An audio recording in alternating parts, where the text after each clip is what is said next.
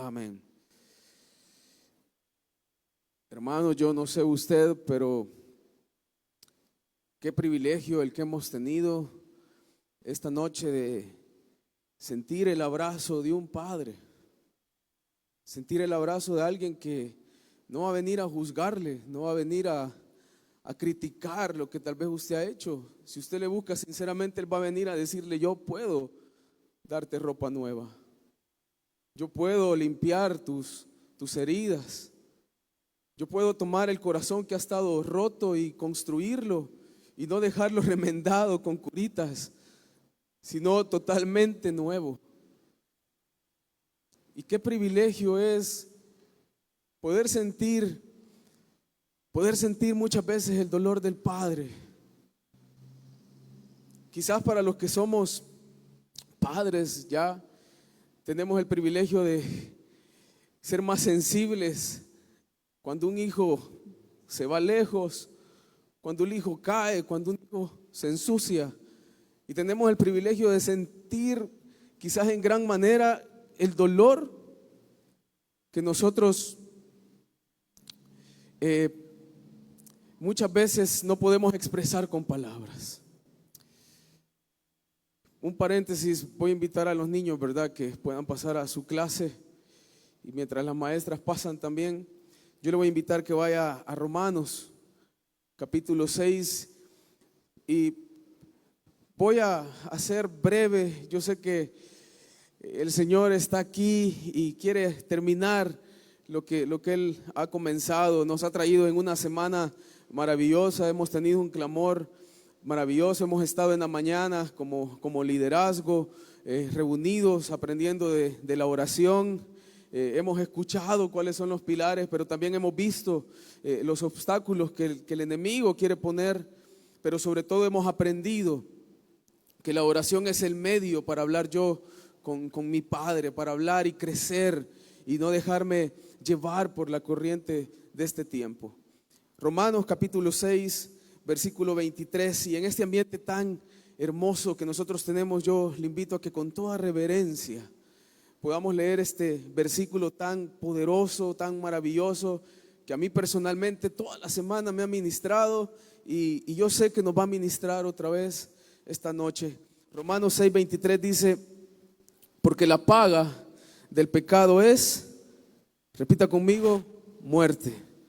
Mas la dádiva de Dios es vida eterna en Cristo Jesús, Señor nuestro. Lo repetimos una vez más, pero yo quiero que usted lo lea con el entendimiento del cielo, con el entendimiento del Señor, con el entendimiento que solo el Espíritu Santo da, sabiendo que Él es el teólogo, Él es el maestro, Él es el guía. Nosotros que nos paramos a enseñar temblamos porque solo somos un instrumento. Repita conmigo: porque la paga del pecado es muerte, mas la dádiva de Dios es vida eterna en Cristo Jesús, Señor nuestro.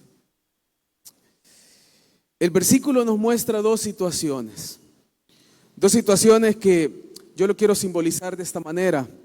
Es como si usted estuviera enfrente dos tipos de banquete. Y cuando yo pensaba en esto, pensaba mucho en la historia de Daniel.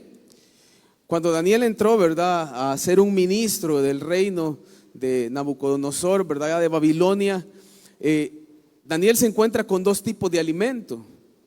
Un alimento que para la vista, para nuestra humanidad, sería el mejor alimento.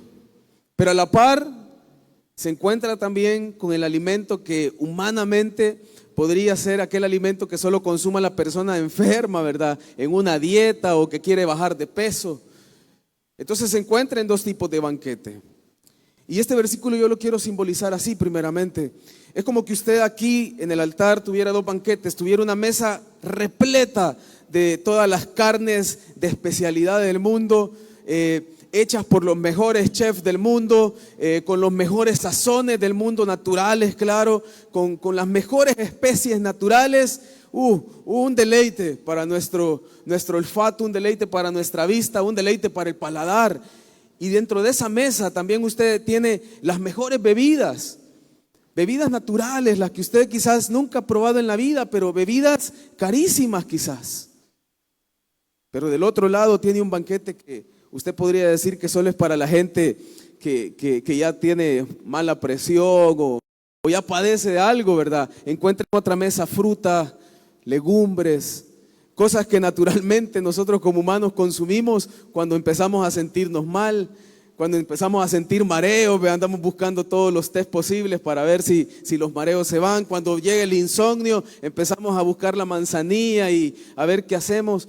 Entonces imagínese la otra mesa con todo aquello que para la vista, para el olfato, para nuestros sentidos humanos no trae un gusto, pues no nos llama la atención. De la misma manera este versículo es igual. El libro de Romanos, para ponerle un poquito en contexto, está escrito por el apóstol Pablo. Lo escribe allá por el 57 después de Cristo. Pero lo curioso de esta epístola o esta carta es que Pablo le escribe a una iglesia que estaba en Roma, donde habían hermanos que él nunca en la vida había conocido, nunca en la vida había estado así cara a cara como estoy yo con ustedes, nunca había tenido una plática personal, nunca en la vida. Pero es tanto el amor que en Pablo había despertado por los creyentes, por la familia en Cristo, es tanto el amor ágape que había aprendido a desarrollar por medio de esa comunión con Dios, que Pablo siente la necesidad grande de enviarles una carta teológica, la mejor que usted puede encontrar dentro de la Biblia, donde le va a explicar todas aquellas cuestiones teológicas que a veces no lograban entender. Y tiene tanta pasión por escribirla con un lenguaje tan delicado, tan amoroso, tan respetuoso, que en Corinto, en su segundo viaje, esperando, ¿verdad?, él salir a Jerusalén, decide escribir esta carta, sabiendo que la iglesia en Roma estaba enfrentando algunas situaciones complicadas, como por ejemplo la convergencia entre judíos y gentiles. ¿A qué me refiero con convergencia? Que era una iglesia donde habían judíos que obviamente habían salido de la religión judía, pero se habían topado adentro de la iglesia con gentiles, personas que no respetaban la religión judía. Y estaban, por la gracia del Señor, conviviendo juntos, como nuestra iglesia de Damasco, ¿verdad? Aquí venimos gente de toda clase, algunos más hablantines que otros, otros más expresivos, otros menos expresivos. Si hablamos de cualidades físicas, unos más bendecidos, si me quiere entender, y otros menos bendecidos, ¿verdad? Otros comemos más legumbres que carne. Entonces aquí convergemos personas de diferentes también situaciones o estatus sociales, llamémoslo así. Sin embargo, dentro de esta iglesia no hay un estatus que gobierne. El único estatus que gobierna es el amor de Cristo. Bueno, tendría que ser así. El único estatus, al que yo debería basarme, o la única regla de oro que yo debería tener como base en esta iglesia, debería ser el amor de Cristo. Amor que, como mi hermana Delmi lo expresaba, ¿verdad? Yo sé que esa fue palabra del Espíritu Santo, que nos lleva a sentir el dolor de alguien. Y no hablo de un dolor físico, ¿verdad? Que usted le diga a alguien me duele la cabeza y él le diga, sí, yo le entiendo. Es mentira, no le entiende. Sino aquel dolor del alma, aquel dolor del corazón, aquel dolor de ver que una familia está siendo fracturada y usted va a llorar porque quiere que esa familia no sea fracturada por causa del pecado. Dolor que le lleva a ver a aquel hermano que tenía un gran llamado y ministerio, pero el pecado lo hundió tanto que ahora se pregunta, ¿será que el Señor me puede volver a levantar? Y usted, en vez de ayudar, no siente el dolor, sino que ayuda a tirar más tierra encima. Nuestra regla de oro debería ser el amor, y Pablo tenía claro que su regla de oro de vida era el amor de Cristo que había nacido en él. Y por lo tanto, escuchando que la iglesia en Roma tenía problemas entre gentiles, judíos, tenía problemas porque Roma era un imperio para ese entonces. Para la época de Jesús, Roma era un imperio grandísimo y había conquistado todo lo que pudo conquistar. El problema de los imperios era que tanto como había estabilidad económica, bendición económica, llamémoslo así, también había depravación con respecto al pecado, porque convergían las otras culturas que conquistaban. Entonces, había una iglesia en Roma a la que Pablo le escribe por amor, que estaba convergiendo también en medio del pecado, en medio de la adoración. Hermanos que salían de la iglesia, pero como no tenían una base quizás, se perdían fácilmente. Hermanos que se criticaban entre ellos. Y Pablo se duele. Y desde Corinto dice, no, yo tengo que escribirles porque son mis hermanos. Porque son el cuerpo de Cristo. Porque son parte mía. Y yo le pregunto, ¿usted alguna vez ha sentido que todo Damasco es parte suya? Le hago esta pregunta a conciencia, con mucho temblor y respeto. Todos acá alguna vez hemos sentido que los hermanos que vienen todo un domingo en la mañana, todo un domingo en la tarde, ustedes jóvenes que están en la flor de la vida, nos hemos sentido de verdad como un mismo cuerpo. Hágase esa pregunta a conciencia. Pablo sentía eso, no los conocía, no sabía quiénes eran, pero dice, están sufriendo y voy a usar lo que Dios me ha dado. Voy a ser el instrumento que Dios me ha dicho que iba a ser y voy a escribir. Y empieza a escribir una carta donde les iba a aclarar sobre todo el poder de la cruz, el poder de la sangre de Cristo que arrebata el poder del pecado. Pablo dice, les voy a escribir para que entiendan que ellos han sido muertos al pecado y ahora viven en Cristo. Muertos al pecado. Y llegando al capítulo 6, algunos le llaman a este capítulo la derrota del poder del pecado. Y tendríamos que hacernos esta primera pregunta. ¿Pero qué es el pecado, hermano? ¿Qué es pecar? ¿Qué es andar en pecado? Hemos escuchado esa frase. Andás en pecado, le dice el amigo al otro, ¿vea? Y como la Biblia lo dice, yo no me doy cuenta de la gran viga que tengo. Pero decimos, andás en pecado, andás pecando, aquel anda pecando. O soy pecador, decimos a veces, pero comprendemos en realidad qué es la palabra pecado. Y Pablo empieza por ahí. Pablo empieza diciéndole a esta iglesia de judíos y gentiles, pero que eran un mismo cuerpo, que ya no eran judíos, ya no eran solo gentiles, sino que eran cuerpo, repita conmigo, eran cuerpo de Cristo. Repita conmigo, a ver cuántos obedientes. Cuerpo de Cristo. Usted y yo somos cuerpo de Cristo. Cuando en su cuerpo le duele un dedo, ¿lo sufre solo la mano o lo sufre todo el cuerpo? Para los que se bañan bien y han padecido de algún uñero. No, mentira, no sale solo por eso, ¿verdad? Pero pregunta, si usted no aguanta el uñero, ¿le duele el uñero nada más o le duele todo el cuerpo? ¿O sufre todo el cuerpo? Es obvio, sufre todo el cuerpo. Por eso la Biblia nos llama cuerpo de Cristo, porque si una parte del cuerpo se duele, todo el cuerpo falla, todo el cuerpo se duele. Si una parte de Damasco duele, todo Damasco duele. Sería la regla.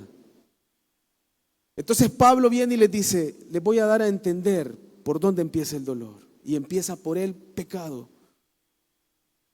El griego en su lenguaje original define pecado o lo traduce como errar o fallar al blanco. Y esto es bien conocido por todos. ¿Cuántos han tenido la oportunidad de jugar tiro al blanco? Bueno, yo lo he jugado en un círculo, ¿verdad? Con porcentajes y el que tira el dardo al medio gana. Entonces la ilustración sería que usted tiene ese círculo tan cerca de su cara y usted tiene el dardo que es imposible fallar. Pero si lo simbolizo con esto, el pecado es teniendo eso tan cerca y que sea imposible fallar, yo decido fallar. Yo decido no apuntar al blanco, sino que apuntar afuera, teniendo tan cerca algo con lo que es imposible fallar. Y eso es el pecado en su lenguaje original. Pero Pablo, hablando del pecado y dando algo más extenso, yo quiero que se vaya a Romanos siempre, pero en el capítulo 1, les empieza a hablar de que es errar al blanco, pero llevándolos a la raíz del problema. Y mire lo que dice el capítulo 1, versículo 18. Porque la ira de Dios se revela desde el cielo contra toda impiedad e injusticia de los hombres que detienen con injusticia la verdad. Porque lo que de Dios se conoce les es manifiesto, pues Dios se los manifestó. Porque las cosas invisibles de Él, su eterno poder, su deidad, se hacen claramente visibles. Escuche bien, desde la creación del mundo. Repita conmigo, su poder, su deidad. O sea, no hay otro como Él. Se hacen visibles desde la creación del mundo, siendo entendidas por medio de las cosas hechas, de modo que no tiene excusa. Pues habiendo conocido a Dios, aquí va la parte crucial del pecado, no le glorificaron como a Dios, ni le dieron gracias, sino que se envanecieron en sus razonamientos, en su inteligencia, en su lógica, y su necio corazón dice, fue entenebrecido. Esta palabra es dura, hermano. La raíz o el problema de errar al blanco es que nos lleva a olvidarnos de la deidad y la soberanía de Dios. Nos lleva a olvidarnos de la deidad, soberanía de Dios, y eso nos lleva a que nuestro corazón, nuestro mundo, de hecho para los antiguos, ¿verdad? El corazón era el centro de todo, sea oscurecido.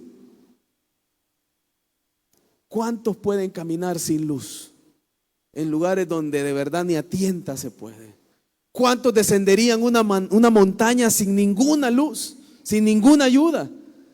Yo creo que nadie tendría la capacidad de subir el volcán, ¿verdad?, de Santa Ana y bajarlo de noche, sin luna llena y por lo menos sin una lámpara en la mano.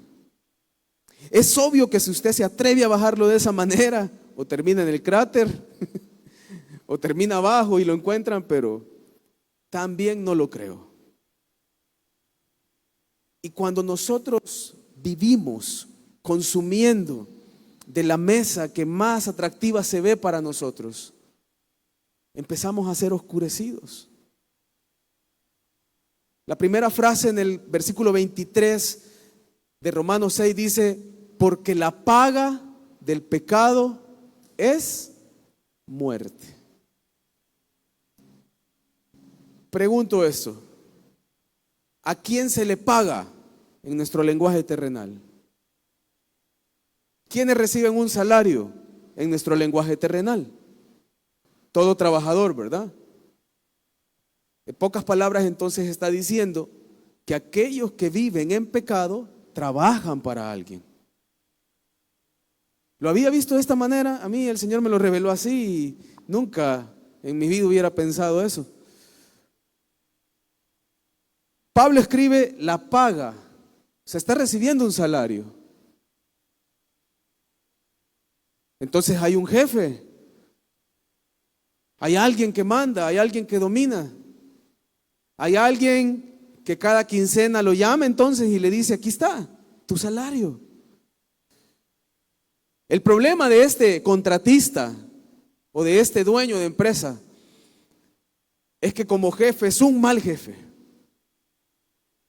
porque el salario es muerte. Y volviendo al griego, muerte se define no en el lenguaje tan coloquial de nosotros, sino que se define de tres maneras: tristeza, ansiedad, dolor y por último, sepultura. 4 definiciones: tristeza, ansiedad, dolor y sepultura. Quiere decir que el salario de este contratista es ansiedad, dolor, tristeza y sepultura. Ahora sí, lo entendemos de una mejor manera. La paga del pecado es muerte. Y estas 4 cosas, viendo lo que decía el capítulo 1, ¿verdad? En su versículo 18 en adelante, obviamente nos desenfocan la mirada y nos llevan a ya no ser parte, entre comillas, del cuerpo de Cristo, porque ya no tenemos amor. Entonces ya no sentimos lo que el cuerpo siente.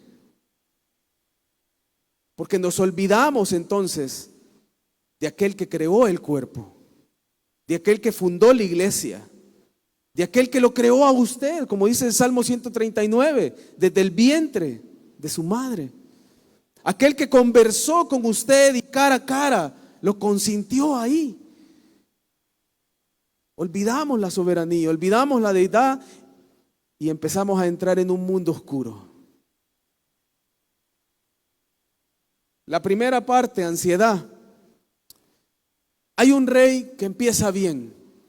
El pueblo de Israel empieza a pedir rey y dice, mira Samuel, yo quiero un rey, queremos un rey.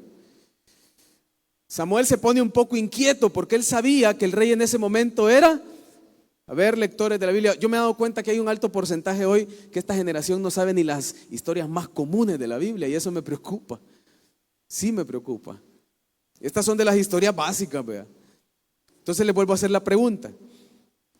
¿Por qué Samuel se preocupaba que le pidieran un rey? ¿Quién era el rey en ese tiempo para Israel? Era Dios. Era Dios. Entonces Samuel se preocupa porque dice, están dándole golpe de estado a Dios. Pero Dios le dice, tranquilo Samuel, vos sos el juez, vos sos el profeta, está bien. Pero en realidad el golpe de estado como vos lo has pensado, sí, es para mí. Así que tranquilo, yo me voy a retirar. Pero voy a elegir el rey.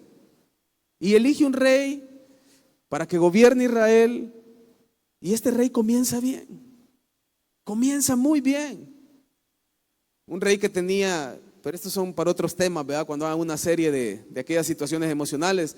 Porque este rey, desde que empezamos a leer ahí en el libro de Samuel, vemos que tiene problemas de identidad, tiene algunos problemitas ahí de su percepción como persona, ¿verdad? O sea, como que es un poquito depresivo por momentos y también como que no creía en lo que él era. Como que tenía baja autoestima, ahí definámoslo. Pero aún así el Señor dice, no, yo quiero que sea él. Y físicamente dice la palabra que él era un gran hombre, ¿verdad? O sea, imagínese una estatura que sobresalía por sobre todo los judíos. Y si usted investiga ahí, ¿verdad? Ocupa el internet para cosas buenas, se va a dar cuenta que los judíos no miden menos de 1,80. Por ahí. Los judíos que andan por aquí, que ya son un poquito, perdón por la palabra, ¿verdad? Pero cruzados, mistados, miden un poquito menos, pero aún son más altos que un salvadoreño normal. Y dice la palabra que este hombre era todavía más alto que el promedio normal.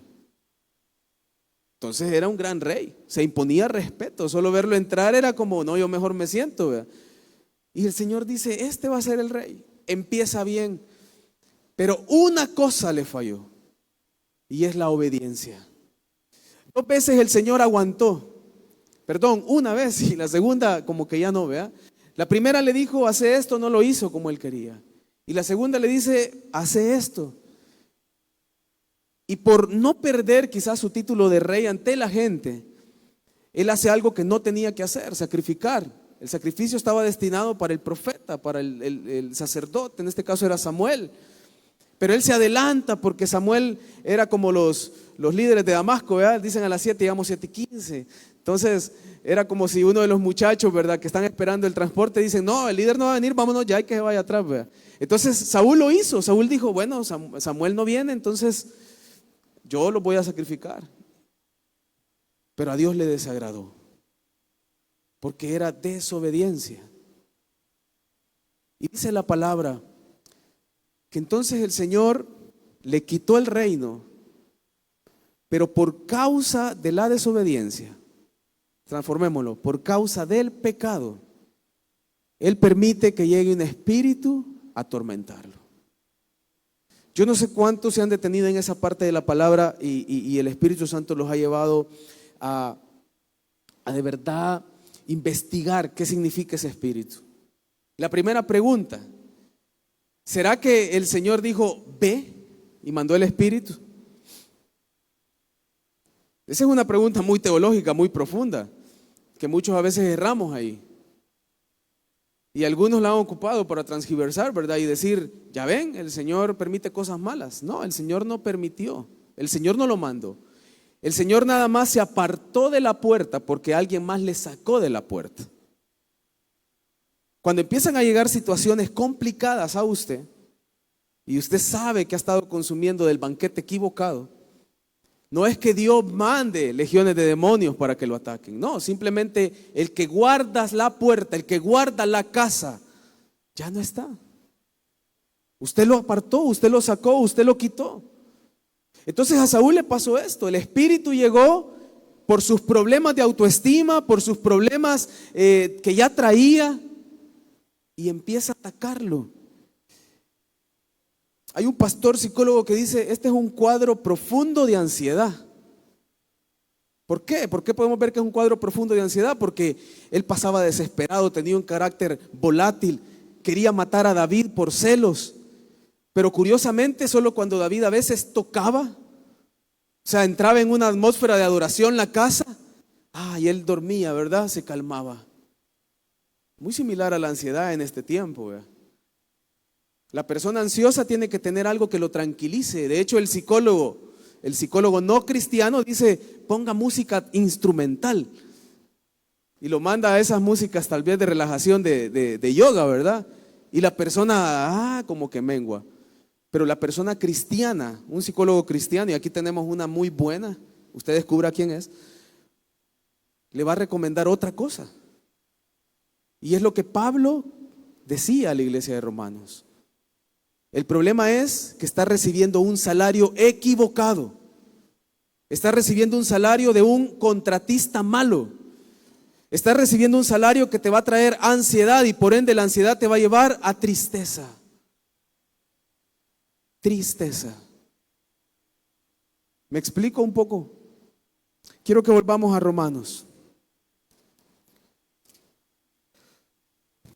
Versículo 22.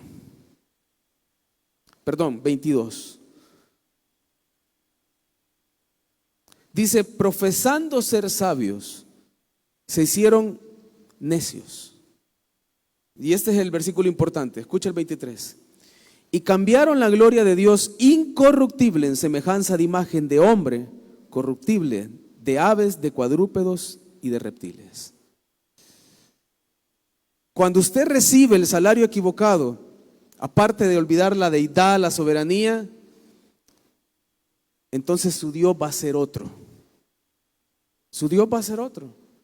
De hecho, el pastor hoy, ¿verdad?, en la mañana, compartiéndonos la plenaria, ¿verdad?, de algunos obstáculos de la oración, él decía lo siguiente: todo aquello que usted cambia por un tiempo con Dios es un ídolo. Todo aquello que usted pone antes de una oración o un tiempo de oración con Dios es un ídolo.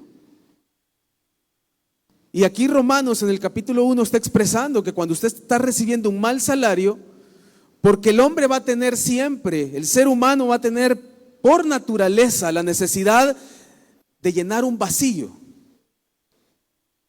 Pero cuando su corazón está a oscuras por consumir cosas que son muy buenas a los ojos, pero desagradables para su organismo, por ejemplo, usted va a buscar cómo subsanar ese vacío.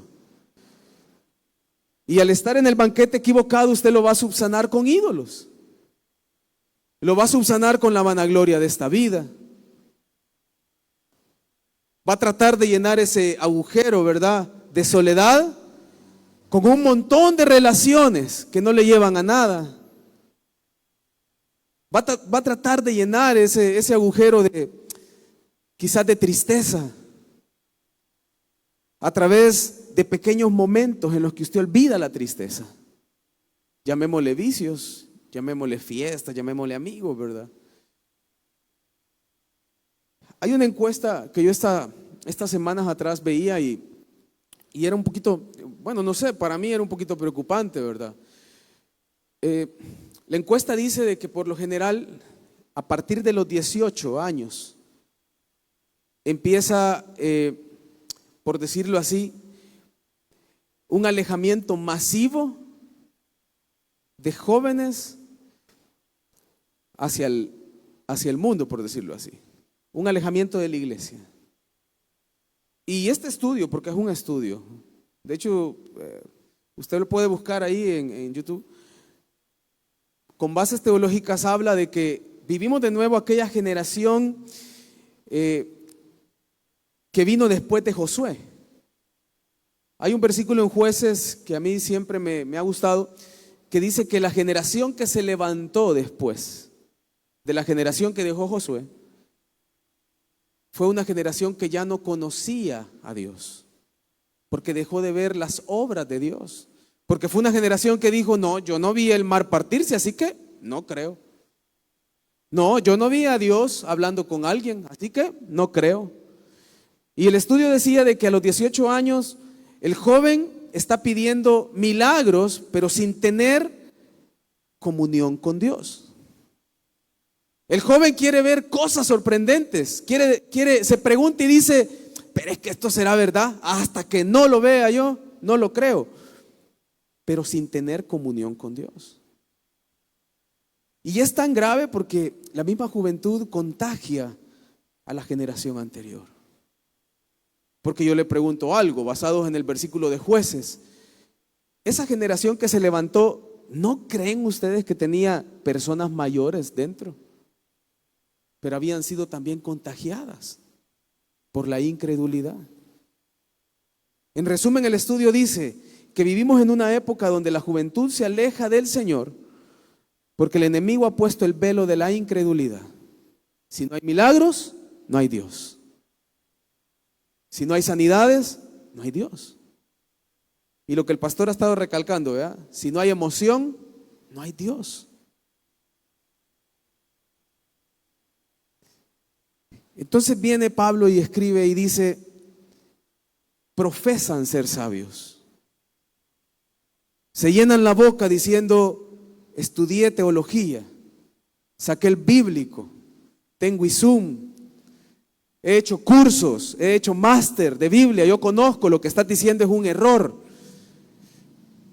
Y empiezan a refutar prédicas que no vienen del pensamiento humano, sino que vienen dadas por el Espíritu Santo. Y empiezan a meterse diciendo, esta generación, es que aquellos que creen en el Espíritu Santo están desfasados porque creen en cosas que ya pasaron. Y nos metemos en una generación que vive por artistas, que vive profesando ser muy inteligente, pero no se da cuenta que adoran sin saber lo que dicen. Generación que se sube a un culto de jóvenes a cantar canciones que no llegan a Dios, pero sí llegan a la emoción. Canciones que no glorifican a Dios como cuerpo de Cristo que somos, sino que glorifican el yo, me victimizan y dicen, Padre, ayúdame, tengo un hueco. Cuando la adoración verdadera en la Biblia, hablando de la alabanza, y perdón, yo no soy músico y me voy a meter en problemas quizás, pero la Biblia hablando de la alabanza dice que la adoración era unánime, que la alabanza glorificaba a Dios juntos, nunca victimizó a alguien. Por ejemplo, hay uno de los pocos cantos que a mí me conmueve, porque es una exaltación a Dios, no es una exaltación a Dios proveniendo de cómo yo me siento. Y de hecho lo cantamos ahora. Y más o menos dice, tu nombre es alto, tu nombre es grande, más o menos por ahí va. Pero exalta a Dios, exalta su soberanía, exalta su deidad.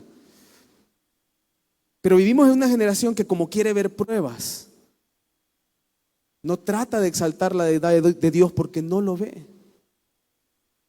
Trata de estudiar para poder verlo en vez de primeramente comunicarse con Él a partir de las 3 partes en las que somos formados. ¿Sabía usted que Dios nos formó en 3 partes? Cuerpo, alma y espíritu. No puede comprender la naturaleza de Dios si usted trata de comprenderlo solo con su cuerpo, con su mente. No puede sentir el abrazo de Dios si está distante su alma de la adoración. Y no puede dejar a un lado su espíritu para poder ver los milagros del Señor. Cuando yo llego a Dios tengo que entender que yo tengo que estar en sintonía en cuerpo, alma y espíritu. Si yo estoy cantando algo y eso no exalta a Dios, pero estoy conectado, mi espíritu me lo va a decir. Para los que se suben aquí a ministrar la alabanza, saben el riesgo que corren de subir y solo cantar. Porque el ministerio de alabanza hoy es el ministerio profético. Ellos nos abren la puerta a que nosotros adoremos. Y si el ministerio profético no se sube en cuerpo, alma y espíritu conectado con Dios, van a abrir puertas. Obviamente sí, van a abrir puertas, pero no sé cuáles. Y por eso Pablo viene y le dice, el que consume banquete erróneo se cree sabio, pero en realidad es necio. En realidad es un portador de llaves equivocadas. En realidad tiene potestad de abrir, por decirlo así, puertas erróneas.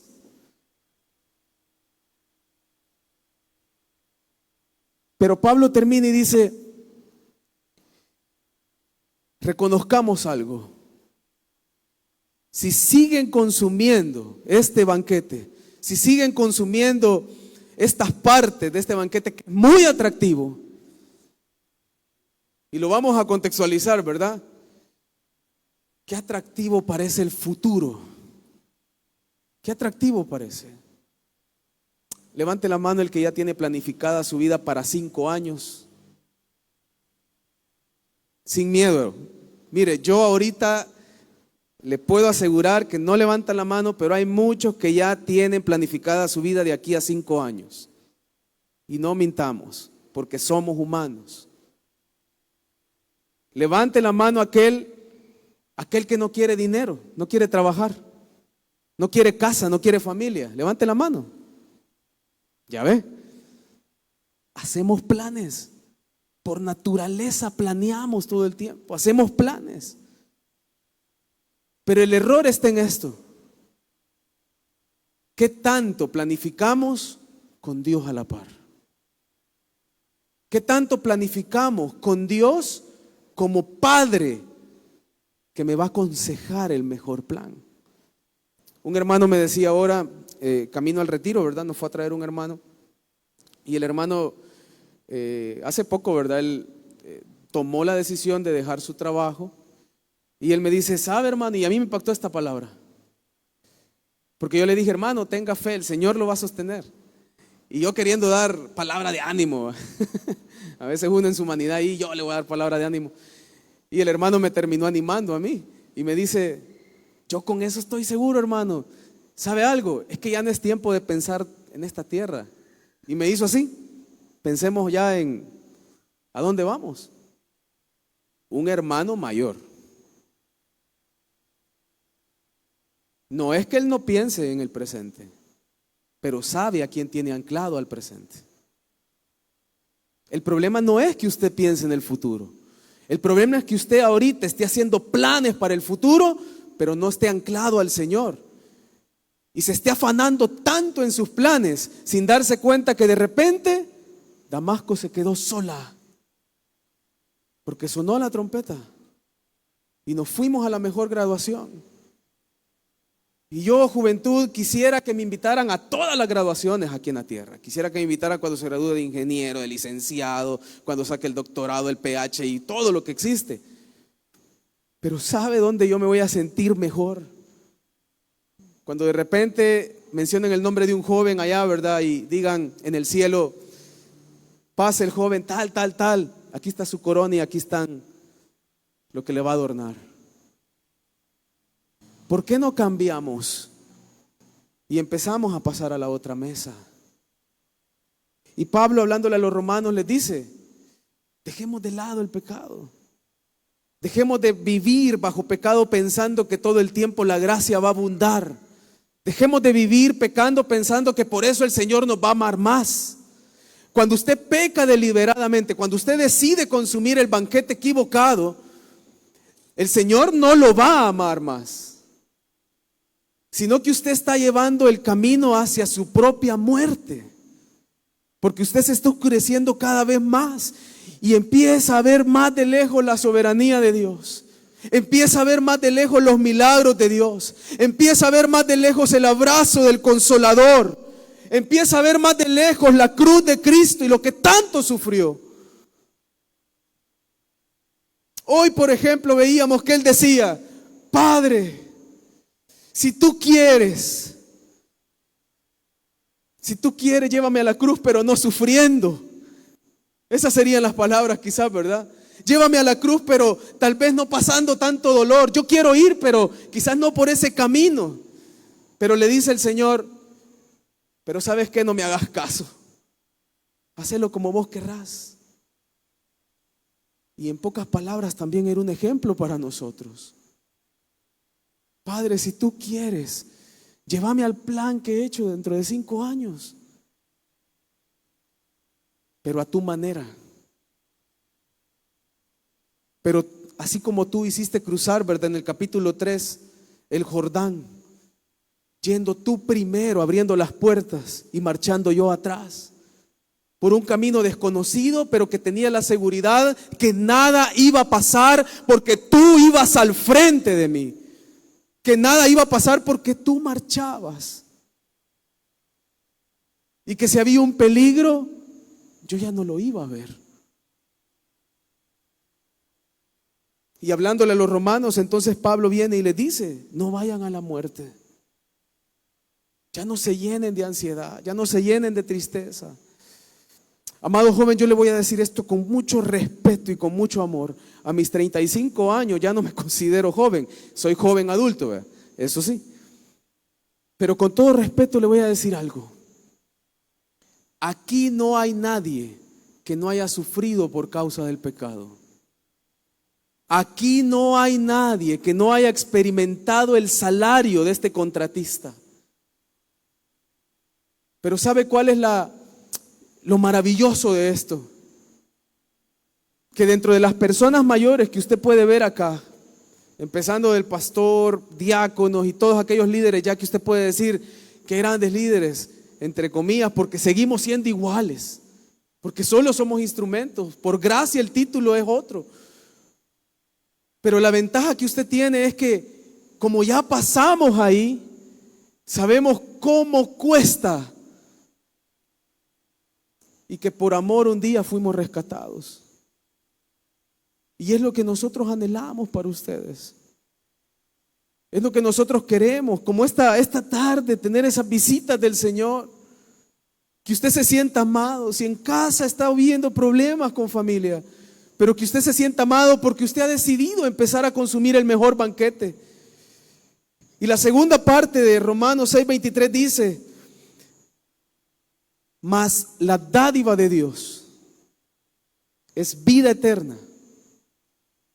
Es vida eterna. La NTV, me gustaba, la primera parte la definía así: el que vive para pecar, tenga por seguro que va a recibir castigo. Así decía la NTV la primera parte. En pocas palabras es como que dice, ¿verdad? El que anda pecando, tenga entendido que por su gusto muere.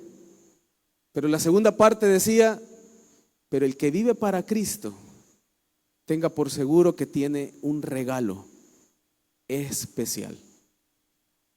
Dádiva es un regalo, pero no es un regalo cualquiera.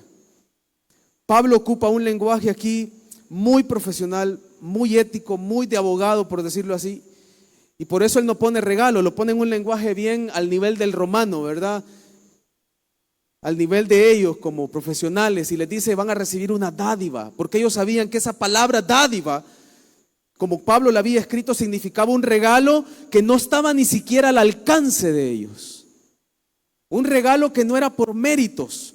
Un regalo que no era por mis fuerzas, un regalo que no era por mi profesionalismo, sino que era un regalo que alguien me daba de importancia alta, pero que era un regalo inalcanzable.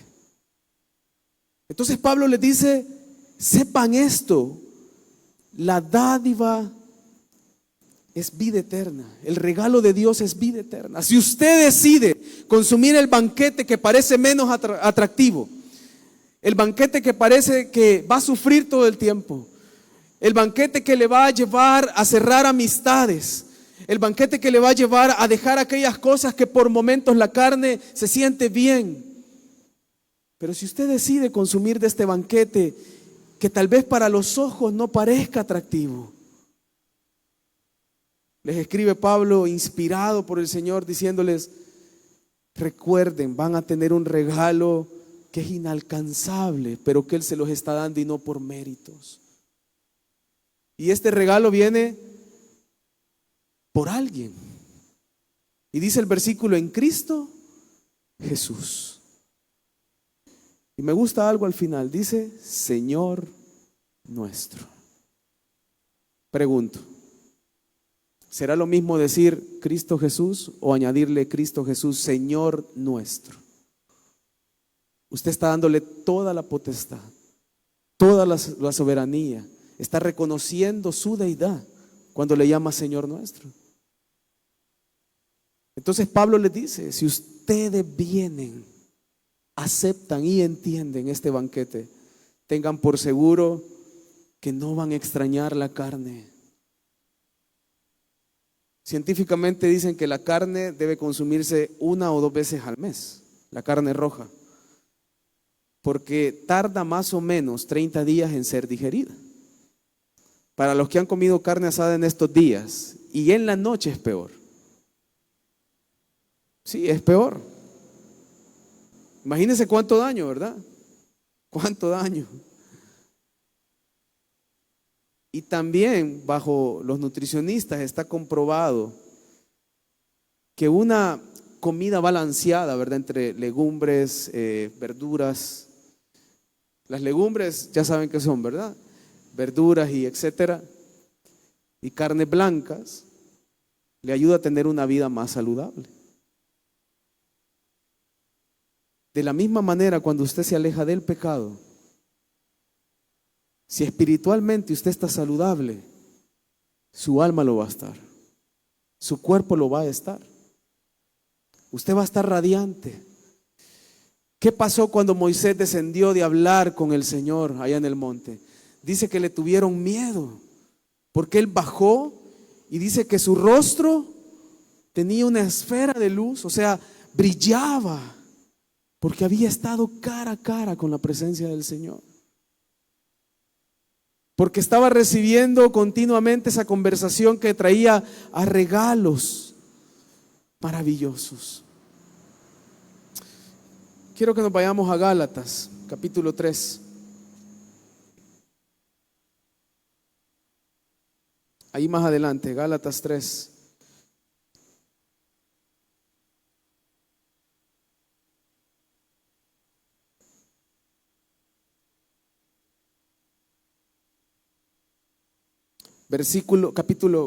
Gálatas 5, versículo 1.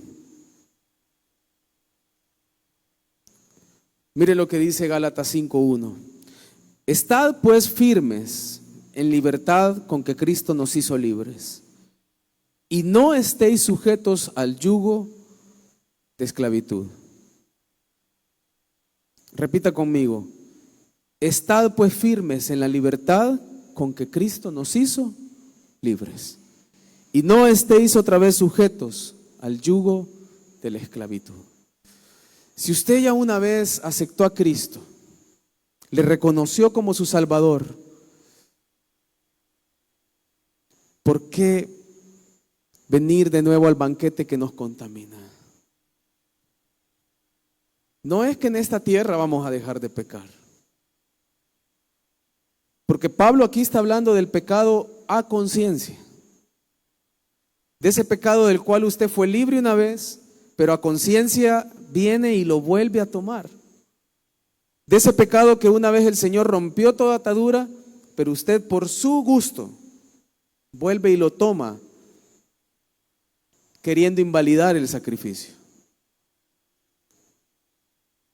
La carta a los Gálatas con Romanos se relaciona mucho, es como si la pudiéramos leer juntas.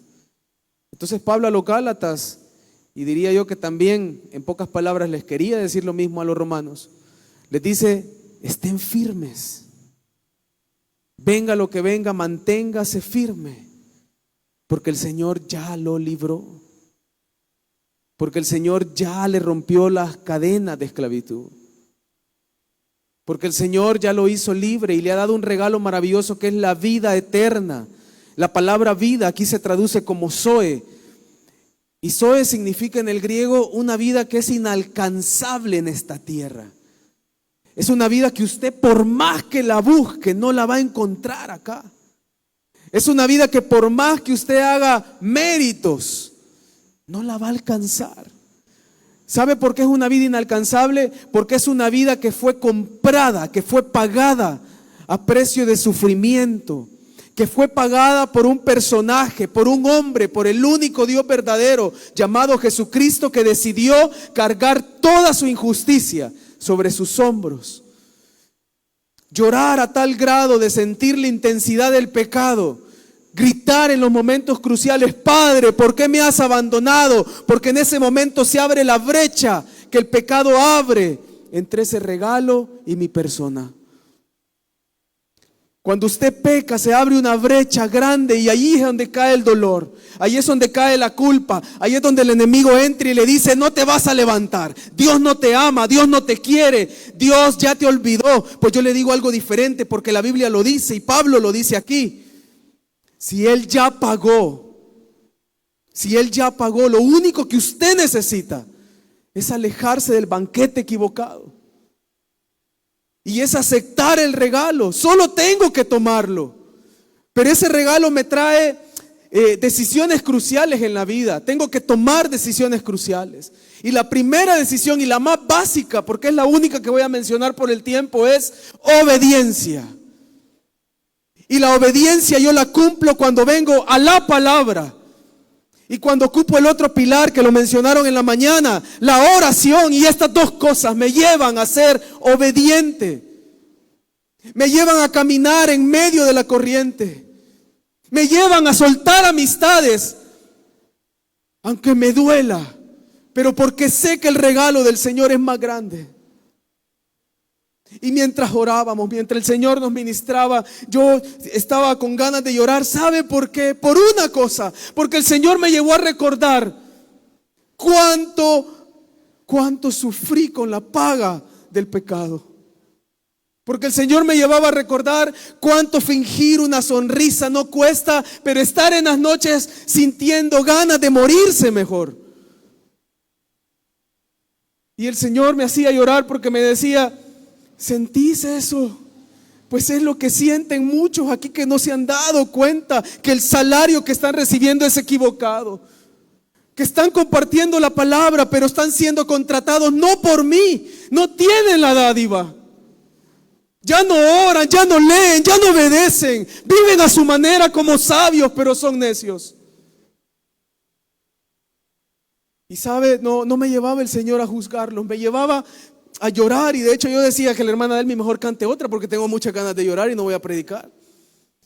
Pero porque me dolía saber que yo ya estuve ahí, me dolía saber que esta generación está siendo tan absorbida.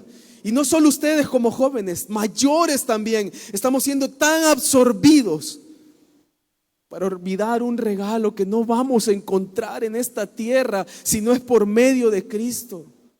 Si no es por medio de mi rendición a Cristo. Y perdóneme, yo no quiero caer mal, solo se lo digo con todo el amor. No me diga amén si usted no lo cree. No me diga amén si usted no se arrepiente hoy. No me diga amén si usted va a volver a la casa y no va a orar, no va a leer, va a cumplir nada más una liturgia.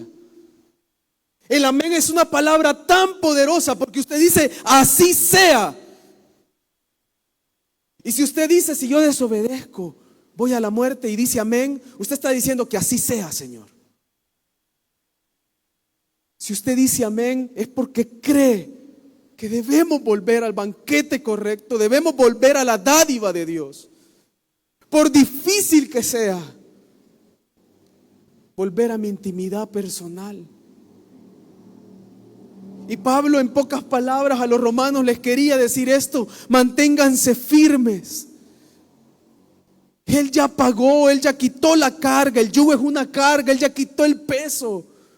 ¿Por qué van a ir a traer más peso? Qué bonito se siente ir sin carga, ¿verdad? A un lugar. Pero qué difícil es ir cargados. Qué difícil es ir tristes todo el tiempo, estudiar. Qué difícil es estar en la casa, pero fingir una sonrisa cuando por dentro me estoy muriendo. Pero el Señor hoy le dice: te traigo vida eterna. Te traigo Zoe. El Zoe es aliento.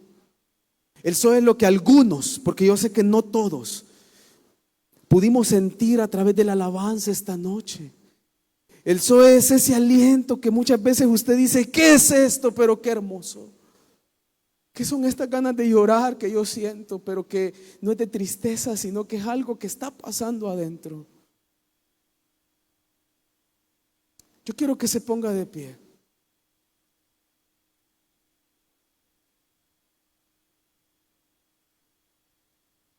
Y quiero que hoy tome una decisión con convicción, bajo convicción. Primero, yo quiero que sepan esto.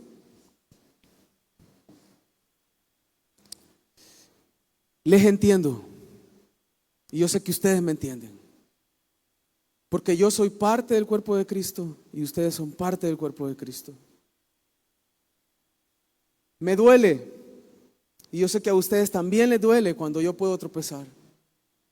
Porque ustedes son parte del cuerpo de Cristo y yo soy parte del cuerpo de Cristo. Me duele cuando en vez de darle la mano a alguien no lo hago. Porque no le estoy ayudando a mi mano. No le estoy ayudando a mi pie. Y no lo hago porque quizás consumo el banquete erróneo. Pero yo quiero que este versículo le quede tan grabado en la mente que lo lleve a tener una experiencia sobrenatural esta noche. No es que vivamos bajo experiencias, pero si el Señor tiene que hacerle vivir una experiencia sobrenatural, que lo haga, para que usted entienda esto. La paga del pecado no le va a llevar nunca a nada bueno, pero la dádiva del Señor sí. Amada juventud general, hasta para nosotros que ya tenemos más de la juventud común, déjeme decirle esto con todo el amor del Señor y sin miedo a equivocarme, con toda la autoridad por medio del Espíritu Santo y la seguridad. Les amo, creo en ustedes, sé quiénes son, pero sé también que el enemigo a muchos les ha robado la identidad. Les ha hecho creer que la paga de Él es mejor. Pero yo les quiero recordar esto: la paga que Jesús hizo en la cruz es mucho mejor y va a ser mucho mejor siempre. Yo quiero que cierre sus ojos y así como en aquellos tiempos, sin música, sin instrumentos, solo su voz, dejando que el Espíritu Santo que está aquí, que desde anoche nos dijo: yo sigo aquí y puedo vivir aquí y no voy a apagar la luz de aquí, porque este edificio es mío, porque esta familia pastoral está en mis manos, porque yo, como dice Apocalipsis, soy el que tiene el candelabro, soy el que tiene en la mano a mis elegidos. Y empiezo por este lado. Amada familia pastoral, es el Señor el que les sostiene. No son los rumores, no son las críticas. Es el Señor Jesucristo, el que pagó y dio la dádiva. El que pagó y dio la dádiva para cada uno de ustedes. Él es el que sostiene Damasco. Y como soy parte de este cuerpo universal de Cristo, pero también local de esta iglesia, yo quiero que cierre sus ojos. Yo ahora siento el dolor del brazo, siento el dolor de la pierna, siento el dolor. Pero en el nombre de Jesús, creo que Él me sostiene y me sana. Creo que Él me ha dado la dádiva de la vida eterna también para mis hermanos. Y aunque algunos ahora no lo vean como parte del cuerpo, yo creo y le digo al Señor, úsame si es necesario. Pero Damasco está en tus manos y se va a levantar. Si hay alguien acá que no tiene ese regalo porque no le ha abierto las puertas a su corazón y los demás, yo quiero que intercedan. Yo le invito a que no tenga miedo y pase al altar y oremos para que el Señor entre esta noche aquí en su corazón. Entréguele las llaves y déjele entrar. Si hay alguien aquí que quizás dice, pero yo ya acepté a Cristo, no necesito pasar. Pero ha estado consumiendo el banquete erróneo. Yo le invito a que pase al altar. Y no le invito a que pase al altar porque aquí va a pasar algo especial, porque esto es especial. No, como símbolo de que usted decide darle la llave al Señor. Escuche esto, no importa el pecado en el que usted haya estado estos días. No importa cuán sucio se sienta. No importa cuán desestimado el enemigo lo haya hecho sentir. Hoy el Señor le dice, tú vales. Tú vales y mi dádiva está para ti. Mi regalo de la vida eterna está para ti. Tú vales y lo que el enemigo te quiso quitar, yo lo voy a devolver. Y lo voy a devolver al doble, al triple, al cuádruple. Yo le voy a devolver la gloria a Damasco para que Aguachapán crea. Yo le voy a devolver la gloria a cada joven para que se den cuenta que hay un Dios en este lugar. Empiece a hablar con el Señor. Empiece a hablar con el Señor. No pido alabanza porque quiero que sea un momento especial con usted y Dios. Único en sobremanera. Íntimo. Dígale, Señor.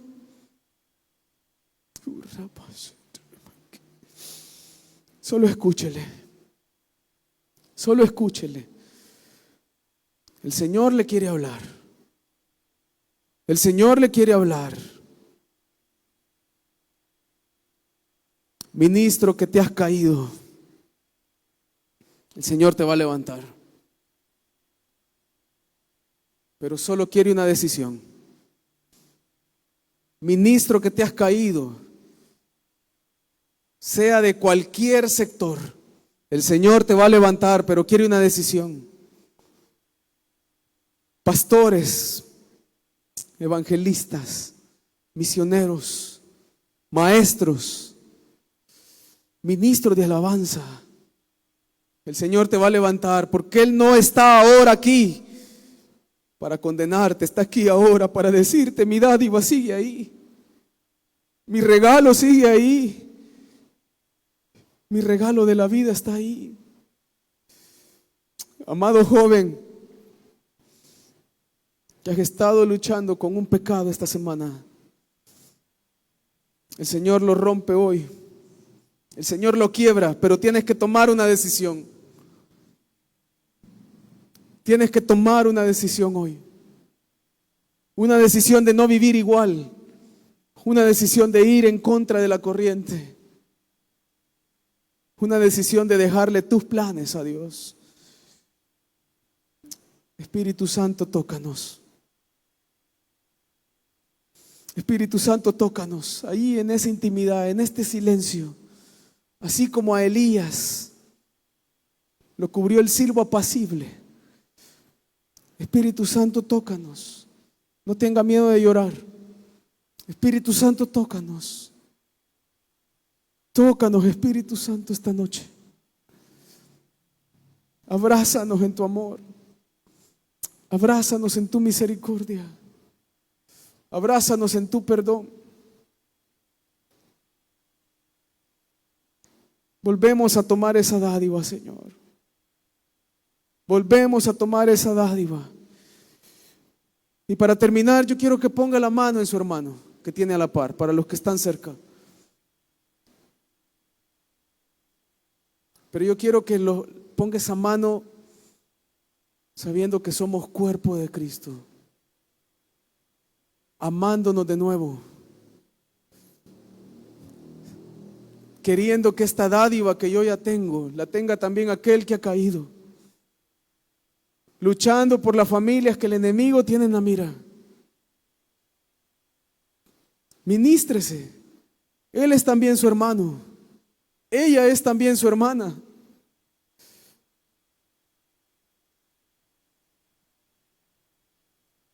Y este no es un juego.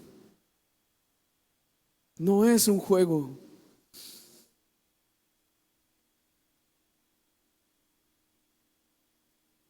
Padre, gracias Señor por este tiempo. Gracias Señor por mi familia. Gracias Señor por cada uno de ellos. Gracias porque tú Señor nos has entregado esa dádiva a cada uno, pero también quieres que luchemos juntos como familia que somos. Padre, ministranos esta noche. Y aquel Señor que está lleno de incredulidad, ten misericordia. Yo te clamo por misericordia, Señor. Que aquel que le cuesta creer, tú lo toques, Señor. Que inexplicablemente comience a sentir un toque de tu espíritu. Ten misericordia porque son también mi familia. Porque son también parte del cuerpo, Señor. Señor, como iglesia hoy nos unimos como familia. Ministranos, Señor. Quita todas las cosas que nos han contaminado. Quita todo rumor, Señor. Quita toda voz de la serpiente que ha llegado a nuestros oídos para hacernos hablar mal de alguien. Quita, Señor, esa sigilosidad de la serpiente que ha llegado y ha querido contaminarnos, Señor. En tu nombre, Jesús, levanta los muros otra vez. Levanta los muros otra vez. Levante los muros de Damasco. Levante los muros de Damasco, amado hermano. Amada juventud, ustedes son la generación escogida para este tiempo. No nos vamos a lamentar por el tiempo en el que les toca ser jóvenes. Nos vamos a gozar porque son la generación que sí conoce a Dios y que va a defender los muros y que va a cruzar el Jordán y que va a llegar allá. Son la generación de relevo. Son la generación del presente. Son la generación que en medio de la idolatría Baal se levantan como Elías y les dicen: hay un Dios verdadero. Y reparan el altar. Repara el altar. Levantamos los muros de Damasco, Señor. Levantamos estos muros que estos muchachos van a defender. Levantamos estos muros, Señor, en tu altar. Levantamos el muro, Señor, en la casa pastoral, el centro, Señor, de tus operaciones. Levantamos los muros, Señor, esta noche, como familia que somos. No tenga miedo a hablar. No tenga miedo a hablar. Levante los muros. El Señor nos ha traído en una semana donde no quiere que las cosas sigan igual. Viene una gloria para Damasco, pero primero hay que trabajar, pero primero hay que levantarnos, pero primero hay que hacer lo que el Señor le dijo al paralítico: levántate, el esfuerzo y levantarnos. Tú vas a empezar a incomodar, Señor. Tú vas a empezar a incomodar a aquel que es incrédulo. Tú vas a empezar a incomodarnos de madrugada. Tú vas a empezar a incomodar, Señor. Vamos a ver las cosas diferentes. Al pecador no lo voy a ver igual. Me va a doler y tú, Señor, nos vas a usar. Las cosas van a cambiar. El Señor nos está preparando porque las cosas van a cambiar. Van a cambiar. Escuche esto, van a cambiar. Por eso nos ha traído bajo oración. Por eso nos ha traído bajo perdón. Porque las cosas van a cambiar. Damasco va a cambiar. El Señor en su palabra dice, diciéndole a Esmirna, gracias por mantenerte fiel en medio de persecución. Y Damasco se va a mantener fiel en medio de persecución. En medio de la persecución que el enemigo ha levantado para ustedes, para mí, nos vamos a mantener como Esmirna, sabiendo que el candelabro sigue con fuego, sabiendo que el aceite no mengua, sabiendo que el que sostiene esta iglesia es Jesús. Y no quiere irse, quiere quedarse. Gracias, Señor, por tu tiempo. Gracias, Señor, por tu amor. Gracias, Señor, por tu misericordia. Gracias, Señor, porque tú eres fiel. Gracias, Señor.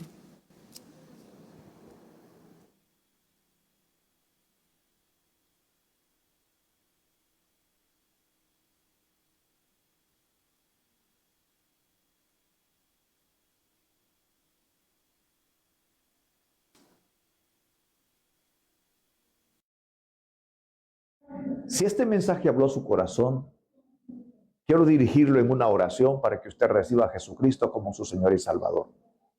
Padre Celestial, en el poderoso nombre de Jesús, vengo ante ti para entregarte toda mi vida. Quiero pedirte, Señor, que perdones mis pecados. Yo te he fallado, pero en este momento te entrego, Señor, todo mi ser.